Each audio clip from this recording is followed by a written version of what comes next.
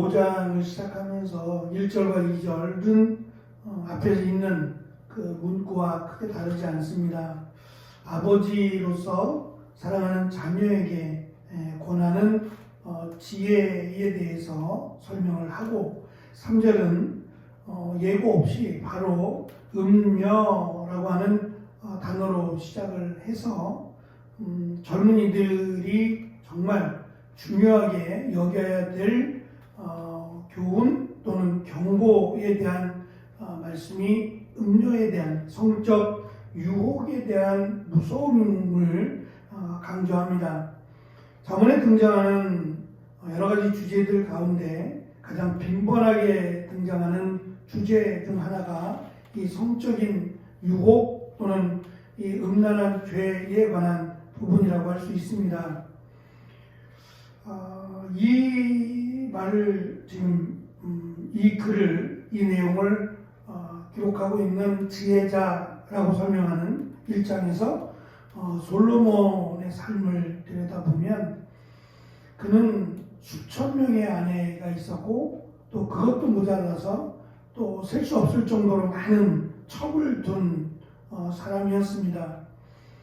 어찌됐든 정략 결혼이 됐던 어떠한 이유든지 간에 그 많은 여인을 아내로 두었다라는 것은 자신이 그만한 권력 그리고 그만한 능력을 자랑하는 것일 수도 있지만, 말씀에 비추어 보면 하나님께서 명령하신 그 하나님의 명령 말씀의 기준에서 보면 그는 잘못한 것이고 그는 하나님 앞에 큰 죄를 행한 것이 됩니다. 이어지는 말씀에 보면 14절 말씀을 잠깐 보시면 지금 이 간음에 대한 부분 또는 음녀에 대한 부분을 쭉 설명하며 그것에 대한 결과를 7절부터 14절까지 내용에서 풀어갑니다.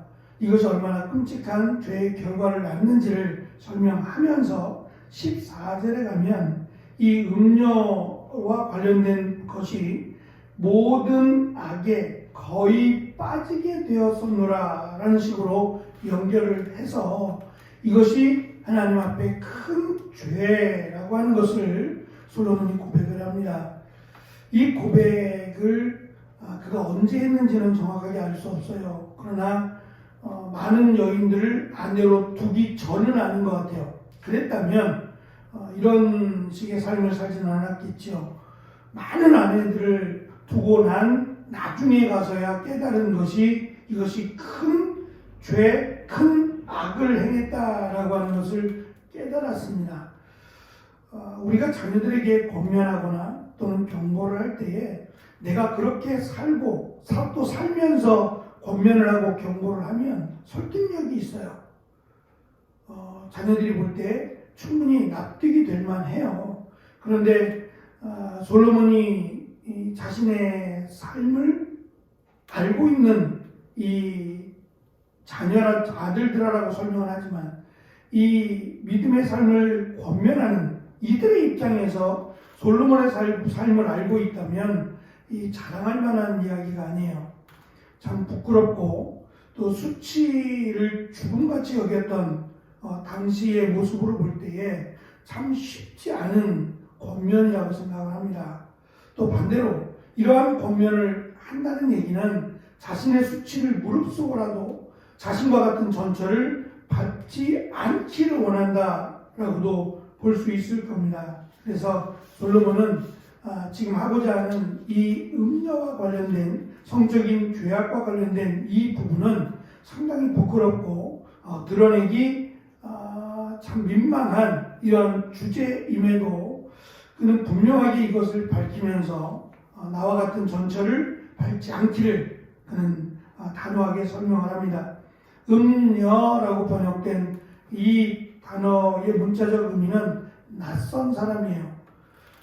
또는 다른 여자라는 의미를 가지고 있어서 아내가 아닌 다른 여자를 의미하는 말입니다. 실제로 다른 여자가 유혹했다는 사실뿐만 아니라 그 유혹의 방법을 지금 미리 알려줘요. 그것이 꿀 같은 입술과 기름 같은 입이라고 가르쳐 주고 있습니다. 앞에서 잠깐 말씀드린 것처럼 이 아내와 다른 여자, 음녀의 차이점이 있다면 여러 가지가 있겠습니다만 일단 그들의 시작은 칭찬이에요. 자기가 유혹하고자 하는 남자들을 칭찬한다는 점이에요. 칭찬하고 그들의 자존감을 세워주는 거예요. 그것이 남자들의 약점이라는 것을 알아요. 남자들은 하나님께서 만드실 때에 남자와 여자를 동일하게 만들지 않으셨어요. 물론 처음에 만드신 그 재질도 다르지만 세우신 목적이 달라요. 남자들은 다스리는 쪽으로 다스려서 그것을 끌어나가는 쪽으로 만드셨고 또 그것에 대한 부족함을 하나님이 아시고 그 부족한 부분들을 채워주도록 여자를 만드셨어요. 그것이 하나님이 만드신 이 다양함이라면 높고 낮으면 문제가 아니라 만드신 그 목적이 달라요. 근데 그 목적을 역행을 하게 되면 남자가 만약에 자존감을 잃어버리게 되면 굉장히 큰 상실이 오게 됩니다. 근데 그것을 그 음녀가 알아요. 남자들이 무엇을 원하는지를 알아요. 그래서 달콤한 꿀 같은 입술과 기름 같은 입으로 그들을 살살살 녹여서 그들의 자존감을 세워준다고 합니다. 그것 때문에 그 자존감 때문에 자존감이 회복되는 것 때문에도 음료의 유혹에 쉽게 넘어간다는 거죠. 우리가 그냥 허투루 들을 내용은 분명히 아니라는 생각이 듭니다. 이혼하는 이유가 무엇일까? 이혼하는 가장 큰 이유가 무엇일까라고 묻는다면 아마 대부분의 사람들은 성격 차이라고 말할 거예요. 그런데 이 미국에서 조사한 2013년도까지 조사한 흥미로운 내용이 있습니다. 미국 사회학회가 발행하는 이 학술지에 실린 내용이에요. 사람들 조사해서 6,000명 이상 되는 미국 사람들을 대상으로 꽤 오랜 시간들을 조사하고 또 그들을 설문조사를 했어요. 가장 이혼하는 가장 큰 이유가 무엇이냐라는 설문조사에 따른 결과가 우리가 말하는 성격 차이가 아니었어요. 그것은 남편의 실직이었어요. 남편이 직업을 갖지 못한다 또는 생활 능력이 없다라고 하는 것을 첫 번째 요인으로 꼽았어요. 과연 미국만의 문제일까요? 남편이 한 달에 1,000만 원 이상 벌어오면 이것도 옛날 이야기일지 모르겠습니다만 남편이 1,000만 원 이상 벌어오면 여자들은 절대로 이혼하지 않는다고도 하며 심지어는 남편이 외도를 하더라도 눈을 감고 산다라고 말하는 이들도 적지 않았다고 합니다. 과연 미국만의 이야기는 아닐 것이다 라는 생각을 해봅니다. 결국은 돈을 많이 벌어오면 남편이 무슨 행동을 해도 다 용서할 수 있다라는 참 안타까운 설문조사였습니다. 4절과 6절에서 지혜자는 이 음란한 또는 음녀에 속한 결과를 나열해서 설명을 합니다. 그것은 고통과 환멸, 감정적, 신체적 사망에 이르는 모두 쾌락의 결과들을 지금 설명을 합니다. 다른 사람의 이야기가 아니라 자신의 이야기이기 때문에 더 설득력이 있을 것이라고 생각합니다. 5절과 6절을 보시고 세번역 성경은 이 5절과 6절을 이렇게 번역합니다. 그 여자의 발은 죽을 곳으로 내려가고 그 여자의 걸음은 지옥으로 치닫는다. 그 여자는 생명의 길을 지키지 못하며 그 길이 불안정해도 그것을 깨닫지 못한다 라고 말입니다. 수많은 여인을 아내로 둔 솔로몬이 행복했을까? 과연 여자에 대한 또는 아내에 대한 애틋함이 있었을까 생각해 봅니다. 한 사람도 아니라 수많은 사람, 그 사람을 자신의 소유로 두고 살았다면 과연 그 여인들을 아내로 생각했을까라는 생각을 해보고, 또 자신이 자녀로 둔 그 수많은 자녀들의 이름이나 기억하고 있을까? 물론 지혜자니까 똑똑하니까 이름을 안다고 해도 그들에게 사랑하는 마음이 있었을까? 과연 자녀들은 아버지인 솔로몬을 어떻게 생각했을까? 라는 것도 우리가 한번 생각해 볼 만합니다. 마크 레이저의 아무도 말하지 않는 죄라고 하는 책에서 분석한 성중독의 사이클을 다음과 같이 소개합니다. 첫 번째, 성중독의 첫 단계는 몰입이라고 합니다. 살아가면서 온통 여기밖에 생각이 없어요. 이 생각밖에 없는 사람들, 이것이 성중독의 첫 번째 사이클이랍니다. 혹시 지하철에 여성 전용 칸이라는 걸 들어보셨어요? 서울에는 사실 그 말만 나오고 도입이 안 됐습니다. 그런데 부산 지하철에서 도입을 했어요. 부산 지하철의 한 칸은 여성 전용 칸이라고 만들어서 시행을 했습니다. 오랜 시간은 아니지만 또 지금도 여성 전용 칸이라고 하는 문구가 있대요. 근데 무의미해져 버렸고 여성 전용 칸이 있었답니다. 여성들만 탈 수 있는 전용 칸이고 시간이 정해져 있대요. 아침 출근 시간, 퇴근 시간, 그 시간에는 여자들만 타는 거예요. 근데 이 홍보가 덜 됐는지 남자들도 간혹 타기도 했고 또 여성들도 알고 있는 사람도 있지만 모르는 사람도 많아서 남성들이 타게 되면 여기 왜 남성이 타느냐고, 남자들은 여기 타면 안 된다고 말하는 일도 있지만 그냥 아무렇지도 않다라고 하며 그렇게 이것이 어느 정도 정리가 될 때까지는 또 시간이 걸렸다고 해요. 또 시간이 걸려서 여성들만 그 칸을 이용을 하기도 했지만 왜 여성과 남성을 차별하느냐? 그럼 남성 전용 칸도 만들어 달라라고 요구하면서 계속해서 이제 문제가 제기되다가 그냥 흐지부지 됐답니다. 만들게 된 이유는 이 아침 출근 또는 퇴근 시간 사람이 많을 때 불편하다는 거죠. 여성들이 불편하다.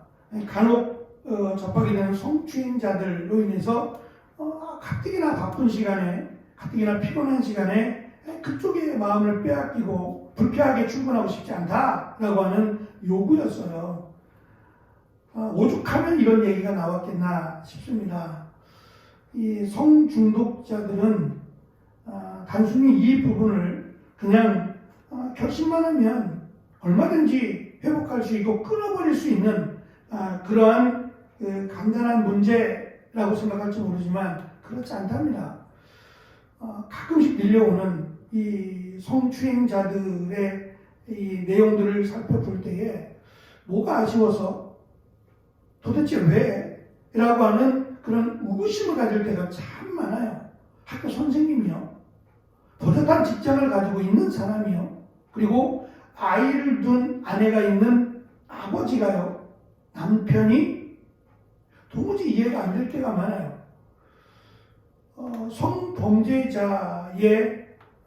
성범죄자들의 이 평균 나이를 조사해 보니까 10대, 20대보다 오히려 30, 40대, 50대가 훨씬 더 많았다라고 하는 충격적인 결과가 나왔어요. 이미 결혼한, 그리고 아내가 있는 사람들이 더 많은 성추행자라고 하는 결과입니다. 결국 이 말은 지금 아들아라고 말을 하고 있고 음녀, 다른 여자라는 말 자체가 이미 결혼한 사람을 전제로 쓴 거예요. 그러니까 나이가 어린 단순한 호기심에 의한 성범죄가 아니라 이 가정보다 더 이 성추행에 대한 문제가 더 심각한 이런 사람들을 오히려 대상자로 두고 있다라는 점을 우리가 기억할 때에 가정을 가지고 있는, 그리고 이미 결혼한 오히려 남편들이 더 주의해서 들어야 될 내용이라고 여겨집니다. 어쨌든 이 부분이 간단하지 않다. 그리고 이것은 치유와 회복의 단계를 거쳐야만 치료가 될 수 있는 중독과 관련된 죄다라고 하는 것을 기억하므로 미리 예방할 수 있다면 더더욱 좋고, 이제 그렇지 않다면 혼자 해결해야 될 문제가 아니라 사회기관이나 이런 쪽의 전문기관과 함께 연계해서 그들의 프로그램을 통해서 치료되어야만 하는 이 무서운 중독과 같은 죄다라고 하는 것을 기억하면서 성적인 유혹의 죄가 무섭다. 모든 것을 무너뜨리는 이어지는 내용에서는 자신의 영혼, 자신의 육신을 망가뜨리는 그래서 모든 것을 허물어버리는 죄로 지금 설명을 하고 있기 때문에 단순한 그리고 쉽게 넘겨버릴 나는 상관이 없어 라고 치부해버릴 만한 것은 아니다라는 거죠. 왜냐하면 사탄은 나의 빈틈을 알고 유혹하는 겁니다. 내가 어디에서 쉽게 넘어질지 또 내가 무엇이 부족한지를 알고 음녀가 말로부터 시작을 하거든요. 이어지는 내용을 잠깐 보시면 8절에 보시면 내 길을 그에게서 멀리하라 그 집 문에도 가까이 하지 말라고 이야기합니다. 무슨 말일까? 당시 이스라엘의 집의 구조를 좀 알아야 되는데요. 집의 구조가 길가에 문이 있어요. 대문이 길가에 있어요. 문 열면 바로 길이에요. 그러니까 너무도 쉽게 노출이 되어 있는 거예요. 그러니까 음녀의 집, 음녀의 문이라고 말은 하지만 그냥 길이라고 내가 가는 길에 있었다고 말할 수 있다는 거예요. 그만큼 거리가 먼 내가 꼭 찾아가야만 한 그런 곳이 아니라 노출된 곳이고 그냥 지나가다가 쉽게 들어갈 수 있는 곳이었다는 거죠. 집의 구조가. 그러니까 내가 멀리 돌아갈 각오를 하라는 거예요. 음녀의 집이라고 하는 것을 알면 차라리 그 길이 지름길이 아니라 그냥 늘 다니던 익숙한 길이라도 그 길을 다니지 말라는 의미예요. 멀리 돌아갈 수고를 작정하라고 하는 의미예요. 그만큼 이 죄가 무섭고 이 음녀들의 계략이 무섭다는 거예요. 아마도 이런 그 불륜을 외도나 이 불륜을 행하는 자들에게 물어보면 잘못했지만 자신만의 잘못이 아니라 상대방의 잘못이 더 크다는 것을 변론하는 것을 보게 될 거예요. 그만큼 이 죄가 무섭다 또는 심각하다라는 것을 우리가 기억하고 이 거룩한 가정을 세워간다는 것이 참 쉽지 않다라고 하는 경각심을 가지고 말씀 앞에서 말씀을 벗어나지 않도록 노력하고 또 이것을 준비하는 귀한 은혜가 있기를. 들어야 될 분들이 아무도 없네요. 안타깝게도 남자들이 아무도 없는데 그걸 어떻게 해야 되나, 주일날 한 번 더 해야 되나 모르겠습니다만 하나님께서 세우신 거룩한 가정 또 거룩한 자녀들로 세워가는 이 일이 솔로몬이 자신의 수치를 무릅쓰고라도 이렇게 단호하게 권면하고 경고하는 내용에 귀를 기울여서 거룩한 가정 또 거룩한 자녀들 또 우리로 세워가는 귀한 은혜가 있기를 축원합니다. 기도하겠습니다.